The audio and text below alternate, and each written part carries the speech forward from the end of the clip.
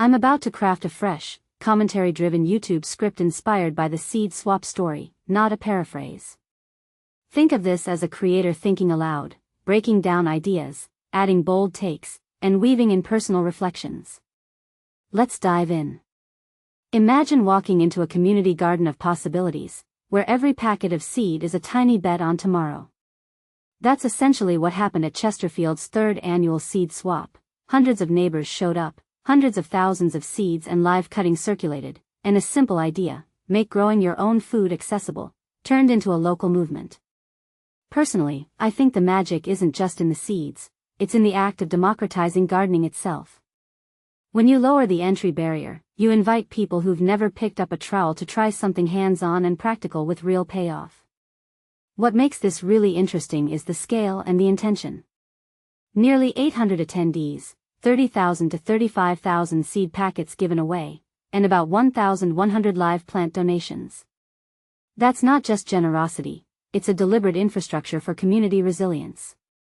In my opinion, the numbers signal a shift. People want tangible skills that translate to cost-saving, healthier food, and a sense of self-sufficiency.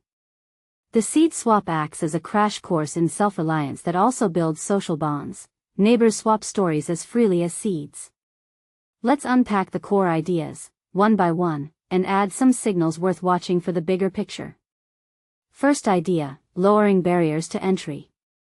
The event hands out seed packets for free, offers soil testing kits, and staffs friendly experts who answer questions on site. What this really implies is a model for experiential learning. You don't just read about gardening, you do it, immediately, with support. What many people don't realize is that fear of failure is often the biggest obstacle. By letting people grab seeds, try them in a small space, and learn from results, even if they fail, you create a practical feedback loop.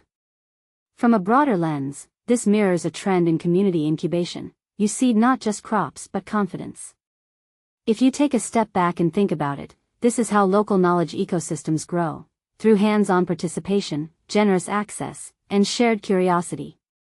Second idea, scale as a signal of demand. The numbers are rising year over year, with organizers aiming to reach tens of thousands more seeds next time. This isn't just a success metric, it's a signal that people are seeking cheap, local, reliable food sources and skill-building opportunities. A detail I find fascinating is how the event combines education with distribution. Experts answer questions while attendees collect seeds. A soil test kit sits alongside plant cuttings. What this really suggests is a broader movement toward practical sustainability literacy. Knowing how to grow, harvest, test soil, and manage a small garden translates into a form of personal and community resilience.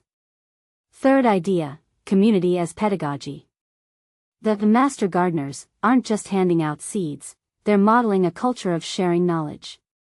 The quote, "Our whole mission is to share knowledge and empower communities," frames the event as a social practice, not a one-off fundraiser. In my view, this matters because education in public life often happens incidentally, but here it's intentional and scalable.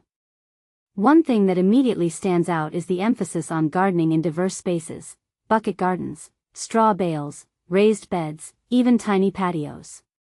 It broadens who can participate and why they might care about food sovereignty in a region like Chesterfield. Fourth idea, intergenerational engagement. The event includes activities for kids, like a giant plant RVA sign and stickers at expert tables, bridging curiosity across ages. What this really reveals is a pipeline effect. Children who grow up with seeds and soil tend to carry forward practices and values that emphasize sustainability, local food, and community service. From my perspective, fostering this early curiosity helps normalize a lifelong habit of tending living systems, which matters as climate concerns intensify and urban spaces grow denser. Deeper insight, what's the long arc here? If cities and counties invest in free access to seeds, soil wisdom, and hands-on guidance, they build a citizenry that sees gardening as a civic skill, not a hobby. The ripple effects could include more urban agriculture, more edible landscaping in public spaces, and a greater appetite for local food networks that reduce supply chain fragility.